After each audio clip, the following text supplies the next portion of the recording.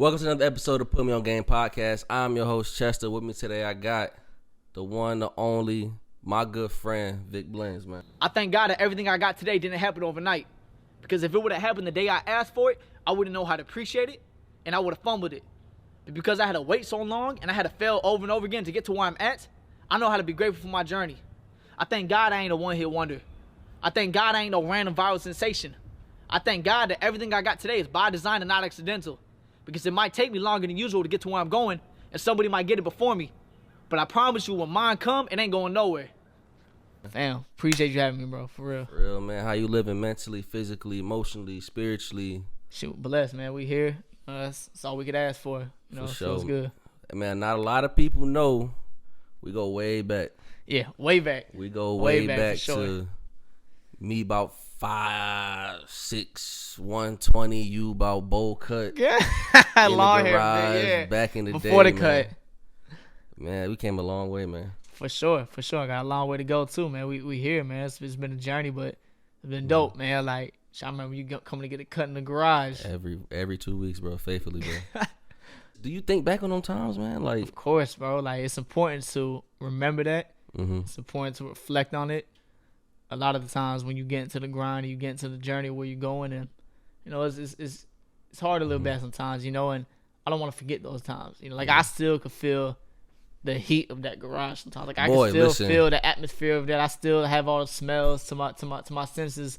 So I always want to keep reminded of that, so I don't take nothing for granted for what I got now. You know, we already came a long way, you know, and you got to be thankful for that journey in itself. So I'm always thinking about them days, yeah, for sure. That's for sure, man. Like, bro, I remember Rush just running back and forth. Now you got 2 dogs running around Now crazy. I got 2 of them, yeah. Man, bro, that's crazy. So have you thought about ever, like, just going, like, not saying particularly going back to that, because, I mean, you know, we way past just cutting hair now. We trying to build schools and touch the people. But ever just, like, man, like, getting that feeling back? You ever feel like you need to go back there sometimes? Yeah, I mean, I get that feeling now with what I do, you know, just cutting strangers on the streets and, you know, still allowing myself to use my gift.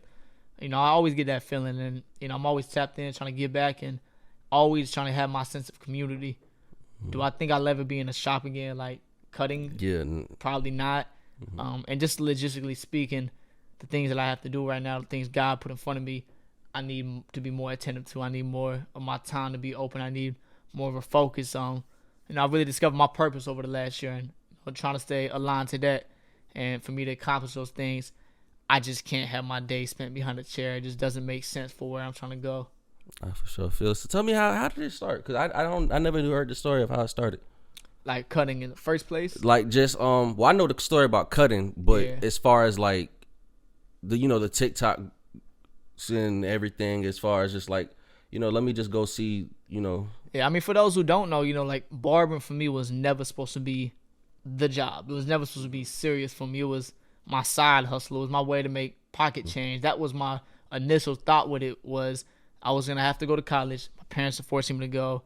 My school wants me to go. That's what we all get prepped for, is you got to go to college, get a degree. That's how you're going to be successful. So the hustle in me is like, man, how am I going to make money when I go to college? Yeah. I'm working in Rudino's, been there for three years, going on 4. I'm burned out, same job, same people, same routine. I'm like, man, no way that I'm going to go to college and I'm still going to be doing the same thing. Yeah. So I asked my barber G at Barber Kings, you know, what should I do to make money in college? He said if I learn how to cut hair, I'll make money for the rest of my life. So when I heard rest of my life and money in the same sentence, I was like, man, gotta see how much money I can make. I gotta see. So I picked it up to be a side hustle. I picked it up just to learn to be average enough to cut $5 to $10 in the dorms. That was the original goal. But, you know, as I started cutting, fell in love with the passion. I really saw the sense of community it had for your city. You know, it's more than just giving a cutout, but you're giving mentorship. You're giving off energy. You're being a voice to, you know, the people in your chair. And I thought that was important. You know, I think it's important to have that. So that's why I started seeing that, you know, it might be a little bit bigger than just giving a cut. And that made me want to start exploring it more.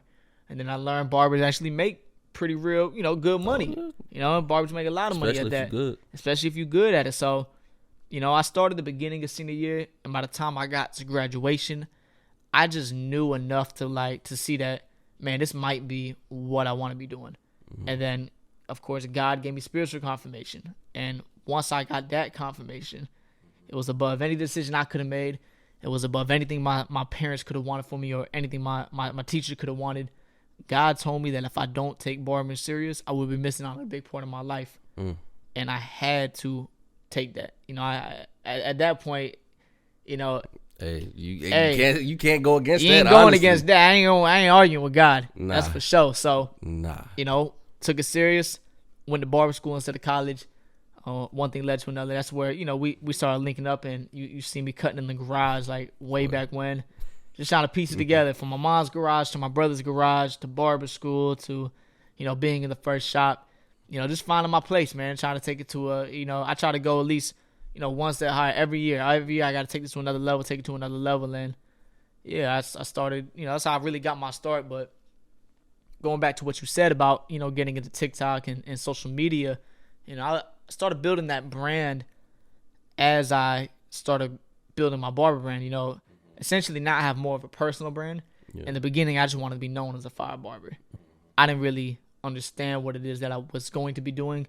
I didn't really know what purpose necessarily was. I knew what passion was. I was passionate about what I was doing. I love the cut, love putting my work out there and wanting to be known as the best barber. You won't stop until that cut is A1. Trust and believe. Bro. Yeah, for sure. 11 o'clock, 11:20 at night. We in that chair. Hey. Yeah. Sure, getting it in. I you know, I was putting my 10,000 hours in. That's important. You know, before I could do the things I'm doing now, it was important to master the craft, and that was the grind that not a lot of people got to see. You know, and a little part of me was ashamed that I was stuck in the garage. I didn't want to show that as much. That's why I had the backdrops there. I didn't want to show that I was in the garage. I didn't want nobody, you know, because I didn't want nobody to look at my work and say, "Oh yeah, that's a good fade for somebody that's in the garage." Or that's a good fade for somebody that's, you know, 17, 18. I just wanted to be good work and not question about my circumstance or where I was at. So, you know, I started building that social aspect, you know, as a barber, you know, starting barber school. And, you know, I gained traction that way. I gained some attention as being a good barber. And, you know, it slowly turned into another thing. And I found purpose, you know, and purpose is what led me to doing what I do now and taking it to the level that I'm at. I don't think nobody ever asked you this yet. Maybe, but we're going to see. You know, you in the midst of everything. Like you just said, like, you know, you didn't want nobody to know you was in the garage. So you had the backdrops, the cover-ups, and everything. Like, where in those moments did you have to, like, bring yourself up? Like, was it a person? Was it just yourself? Like, just not letting that self-doubt come in? You know? I mean, every day you got to bring yourself up, you know, because on Instagram, for sure, you look like I'm just, you know, cutting with this nice white background and things look nice, but I'm the one that is seeing it outside of the camera. And although I got a nice photo that you can't tell where I'm at or my circumstance, but I'm sitting there being honest with the man in the mirror, and I'm like, yo, you ain't where you supposed to be at. You're not where you want to be at yet, you know, so I got to check myself for it. You know, you got to be honest with yourself and be real with where you at in your grind. And, you know, I just wasn't where I dreamed of being. And you always got to hold yourself up for that. You know, I'm the only one that can control the way I feel. So if I look at it and I could either get discouraged or motivated, and I chose to just be motivated by not being where I wanted to be at. I ain't gonna lie to you, bro. I was mad when you moved to Atlanta, bro.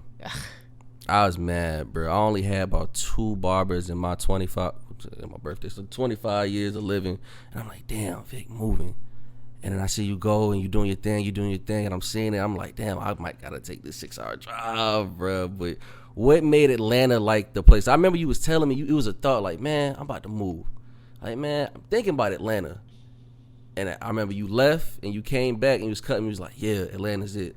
Like, what made Atlanta, like, gave you that feeling like this was it? This was a place? I mean, logically, Atlanta was the closest, biggest city that wasn't Charlotte. Like, I was trying to get out of North Carolina. I really wanted to go get a different feel. But it still gave me the Southern culture that I grew up on. I feel like I didn't have to switch up necessarily, like, who I was or acclimate to, like, a different type of culture. It was still the South. Of course, it's a city, but, you know, you get a taste of a lot of different things in Atlanta. You could get the city, you could get the country, you could get the suburbs, you could get the hood, whatever you want. Like, you could have, they have all of that in Atlanta. It made sense for financial reasons. You know, it was a lot cheaper than going to New York and trying to go to LA. And I'm a family person, so I wanted to make sure that if I had to get to NC, I could get there quick. Right? I could get on a flight to Raleigh and be there in 45 minutes and drive an hour down to the Ville. You know, so it made sense for me to be close to the fam like that. And it gave me access to everything I wanted to tap into. My first initial thought when I went out there was like, yo, keep building the barbers thing. You know, let's go cut celebs, go cut athletes, go do all that. And I got all that in Atlanta. You know, they got all the hip-hop there, all the athletes are there. If they're not there, they're going to come through there. Atlanta's a southern hub. So it made sense for this to be my next step. And, you know, more than anything, I had an opportunity. You know, I had somebody with an open chair for me, ready to go. I'm the person that would rather know for sure that this was or wasn't for me than to sit with the thought of what if. Yeah, I don't like to live with the what if. I want to know for sure. So you can't lose nothing from leaving home, right? It ain't going nowhere. Like, if I went out there and if fumbled, at least I tried. I could always come back home. You know, it ain't going nowhere. That's for sure. Now I got a question for you, man. So you're a middle brother, if I'm correct, right? I know you got two brothers and a sister. Yeah. Because I got the same. Now, how does it feel being the middle brother when you got someone under you and someone above you looking at what you're doing? Because me, it's like, dang, I got to show my little brother, like, nah, don't do that. Okay, bro. Yeah, you want to mess with the girls and everything, but listen, if you get this down now, you're going to be set for life. How does it feel just having, like, family, like, looking at you now? I mean, it's immediate motivation, you know, and obviously I'm motivated by a lot of things, and I think the most immediate things to me is, of course, family. You know, I got a younger brother that needs somebody to look up to. It's important that I show him that, but it's also important that I understand where he's at. And some things, even if I tell you, you're only going to learn through experience. So I can't be mad at my brother for not taking the game I'm trying to give him because he ain't been through it yet. Yeah. All right, I can sit here and tell you a million different quotes, a million different gems, and you might hear it all and process them, but until you go through it, it won't stick with you. So my brother has a lot of experiencing to do. Yeah. So what I've been trying to do lately is take him with me to get these experiences. Right, I'll try to bring him to Atlanta more often. I try to bring him around to see the people that he looks up to, and I'm trying to show him things that he normally wouldn't see, so he can get to it, to understand the way that the world works. So everything's gonna come with experience, but I'm always gonna be there for my brother. You know, I hope to be the biggest inspiration he got. Oh, that's crazy, man. When did you feel like? Because you know everybody has that moment of like, all right, I'm doing this for real. When did you feel like? Because it's still you short journey, but you've been a long way, and I know it's probably hard to think of a specific moment. But what do you feel like? Dang, like I'm for real doing this. You had to like look around and sit with yourself, like you like I'm good. Yeah, I mean, for sure I'm self-aware of where I'm at. You know, I'm not blind to the brand I've built or the connections I have or you know what I've accumulated. But I don't want to sound corny and say like, oh, like nah, I don't think like that, like. I know I'm in a good position, but the thing is that God gave me everything I prayed for, and He gave it to me in a short time span. I worked my ass off for it. Don't ever get that wrong, but He gives it to me because it's almost like He gave it to me with a chuckle. Yeah. You ask for the 1 million followers, you ask for the $1 million, you ask for the career, you ask for all these things because you think it's gonna fulfill you, and you think like when I get that. Like, I'm set. I'm good. Once I get that, my life good. Yeah. And God said, here, with a chuckle, take that. It's not going to fulfill you like you think it is. So everything that I have now is exactly what I prayed for. So, you know, I'm not surprised because, you know, it's from God. You it's pray from God, for it. But at the same time, it's a humbling thing because I got so much more to do. And I think the things that He needs me to achieve and get to, you can't touch physically. So that's why impact is so important with everything that I'm doing now is because those are the emotions and the feelings and the experiences that people will have for the rest of their life, right? That you can never take from them. You know, motivation is cool. It's a temporary feeling. It lasts 48 hours. Inspiration is a thing that you're going to take with you for the rest of your life. Who inspired you to live the way you did or to change the things you're changing? That's where change is at, right? Motivation, you're motivated by a bunch of things. I'm motivated by money. I'm motivated by my friends. I'm motivated by that car. Like, these are things that are like motivating. You look at it, you're like, yeah, I'm gonna get there. But you still driving the Chevy? Yeah, of course. Still got the Chevy. Still got the same high school car. Still got the duct tape on the Still got the duct tape on the bumper. car. Yeah, like, boy, you know, there's more important things than getting that car. Yeah. You know, and I think it's so important for me to show that. Also because, you know, you gotta live under your means sometimes. You know, and that's how I think I'm gonna create a lot of great wealth for, you know, my family and my families to come after. Is because I'm living under my means. You know, just because you get more money doesn't mean you need to spend more money. Exactly. And a lot of people get that misconstrued and touch their first check and they want to bust down everything. They want a new whip, and it's tempting. You know, I'll be lying if I said I didn't do that thing. You know, I did buy a chain as soon as I got to Atlanta. I'm thinking like that's what I need to fit in, and you know, you get that and you realize like, damn, this is lame. Yeah. You know, like, why did I get this thinking that it would make me more acceptable? You know, I don't want nobody to rock with me because I got the most designer on, or I got the best jewelry on, or I drive the best car. That's not real love, right? You don't find real love in the club, right? Real love is going to be given to you by God. It'll happen organically, and I'm just prepared for those things to come to my life. Damn, boy. A lot of people don't sit there and think about that and realize that, though. Like, I'm glad I have somewhat of a, and especially from you, watching you and seeing everything, but like, granted, I'm doing a little okay for myself. I got a platform I'm trying to build, a nice home and everything, but once I realized like money wasn't everything and I was chasing it and I got it, it's just like I'm not happy inside myself. Once I realized that and I let it go, everything else just started to flourish. Yeah, and when you focus on it, like they say, when you focus on the money, it's gonna run. Right? You chase the money, it's just gonna run for you. Like, I know my heart is in the right place with everything I do, and if I believe that I'm gonna become the voice that I'm going to, money just gonna be part of that process. It just has to be. So when my focus is on the bigger picture of what I'm trying to accomplish, the little things come. All right, Grant Cardone talk about the 10x rule. Right, you focus on your goal being 10 times bigger than what you want your goal to be. Right, the goal that you originally wanted is now like small thinking. All right, if you say I want to hit 1 million, but you start thinking about 10 million, your thought process to get to 10 million is a lot bigger than trying to get to 1. And you'll get. So if I grind for the 10, the 1's gonna be the first step. I'm not focusing on that being the end goal.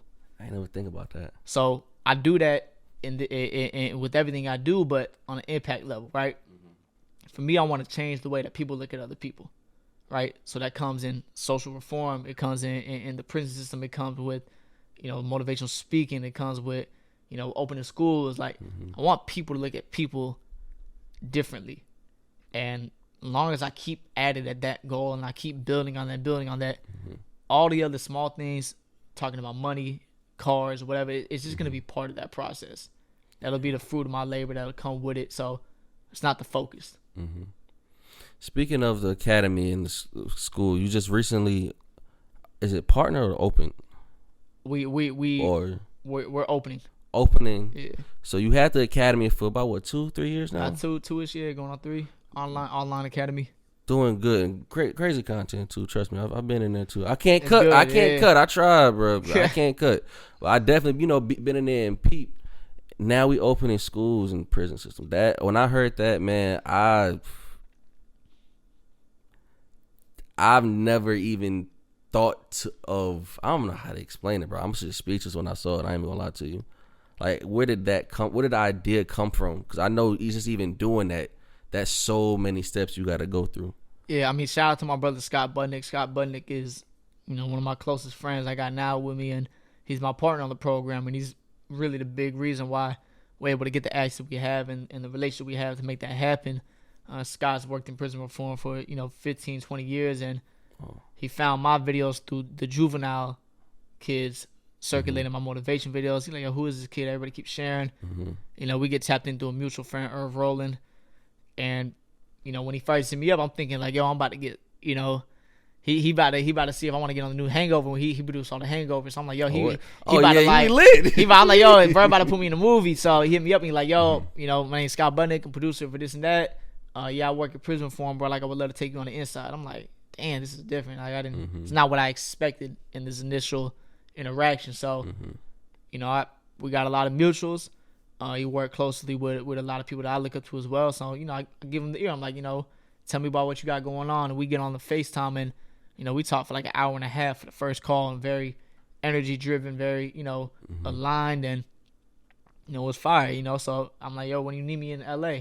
He's like, as soon as you can. So I booked my flight literally that same night. I pull up a couple weeks later, and, Scott takes me inside 3 prisons my first time coming to LA with him, and it was life changing. Wow. And I'm not a person that has immediate, reflection to prison reform. It's not like my pops was locked up or my brother locked up and that's why I want to help. Like, I'm just a person that believes empathy will change the world, right? Yeah. Feeling for another human and what they go through, making other people look like humans again, right? Change the way people look at people, because when you're locked up, you're not looked at as a person anymore. Yeah, you're looked at as a jumpsuit and a number. Sad, right? That's it. People can't look past what you did, right? A lot of these guys have committed the crimes, 15, 14, 16 years old when they were kids, and they don't have the love or the guidance that they needed at that time. So they get caught up in the wrong things, trying to find love in the places that don't exist, and you got to pay for that for the rest of your life now. So now the dudes are 40 years old for something that they did when they were 15. They're not even the same person, times 3. They done grew so much, but they will never be looked at past what they did, when they were young. And that's, to me, I feel like is wrong. I feel like everybody deserves to be forgiven. Obviously, don't forget, I feel both sides of the parties, both the victim and, the accused, but everybody deserves opportunity and everybody deserves love. Everybody has, from year to year, day to day, I think everybody grows, especially the people that want to, especially people that's 14, 15, 16. I can't imagine what I was thinking even back then to what I'm thinking now was like totally different, especially situations that I've been in. Like, yeah, there's bigger problems though. Like, why, to me, I'm like, yo, why did that kid at 14 and 15 feel the need that, like, that's what they had to do? There's a bigger problem to the people that they see committing these crimes, right? We need system change, right? We need resources put into communities. We need, things implemented to show kids a different way. Like I said, giving is, motivation is a cool thing, but education is what's going to change everything, right? The more that people know, the more they can avoid. And I just think some things are built against certain communities, built against certain, platforms. So I would like to see more change, more education put in the places that we need it, so it's not a revolving door for some. I'm proud of you, man. I ain't gonna lie. I'm proud of everything that you're doing, bro. Proud of you too. Trust me, everybody in the Ville see it. Every time I go past somebody, like, yeah, you see what Vic doing, blah, blah, blah. Like, bro, like, 3-4 years ago, I couldn't see this, man. And I know you saw it. Maybe not to this big or this far yet. I'm just speaking, but man, like, I'm just proud of you, bro. Oh, thank you. Proud of you too, for real. For real. Appreciate it, man. Now, this is the Put Me On Game podcast, where we are educational, but we also have some fun. Now, I gotta be honest with you. You've been around a lot of ball players, and the last time we played basketball, you won all that, bro. So you had a stiff shot, bro. I hope you've been doing a little better. I worked a lot. I've been working a lot. Cause I remember you be like, yeah, bro, and let me know next time y'all go hoop, blah blah blah blah. And of course, you working and cutting, so it's like you never could come out when we there, bro. Nah, I mean, I'm better now. I got an LA Fitness membership. I be taking my girl. I go and I get my shots in all the time. You at least got the handle a little better. Yeah, I'm straight, bro. I'm not saying I'm like. I'm not saying we ain't going to the league. I ain't going to the league. I'm going to hoop after this, actually. So boy, listen, I got them on. Yeah, I'm going to hoop after this. I'm straight. I can hold my own. Okay, that's good, man. How you been Call of Duty, man? Oh, fire. And how you feeling, Vanguard, man? It's cool. I see you whistling, and your rank going up a little bit. I be like, how are you trying? Straight, man. We get a couple dubs here and there, man. I always try to keep Call of Duty in the mix. I've been playing Call of Duty since like Modern Warfare 2 days, like OG days. So boy, I love Call. It's like my getaway, man. I like to get on the game and have a sense of like, yo, I'm free here. Yeah. Katie over there. I be on the game, man, trying to get away. Boy. Trying to get away, man. I don't blame you, man. Vic, this is good, man. Nah, it's fire, bro. Fire. This is good. Now I can start a new segment today. I ain't tell you on purpose. Put me on game. Well, it's an old segment that we used to do. You got a minute to say whatever you want to say. If you want to shout out anybody, promote anything, just whatever's on your heart. If you want to say something to the people, you got a whole minute to go crazy. Nothing specific. I just want people to know that we could become whatever we want. Mm-hmm. For me to be here, from choosing a barber route, I want that to say enough to the kids to show them that, like, yo, you don't got to ball, you don't got to rap. Like, find what you love, grind on it. There's so much opportunity out here, so much network for you to build. So you can be big like you dream of with just doing what you love. That's what I want my stuff to stamp, is that, I took a non-traditional route, but I stayed authentic till it paid off. And, here I am today. I believe we truly can be whatever we want. And that's all I would really want people to understand and see. I hope that a young kid will see this and think, damn, I might not want to cut hair, but I love photography. I want to do a podcast. I might want to draw. I might want to do something else that I don't think people will really want to stand behind, but I love it, and it's worth exploring it if I love it. So that's the motivation I want to give them, is that, like, yo, stand on it. If you believe in it, stand on it. For sure, man. Again, bro, appreciate you coming through. Definitely going to do more. Got a lot more on the way, man. We'll follow up after a year. Got to. We'll do a year follow-up. Got to. Hopefully we ain't going to be here. Hopefully we in the studio. Yeah, we're going to be in big lights. Big studio. For sure, man. It's another episode of Put Me On Game Podcast. We out.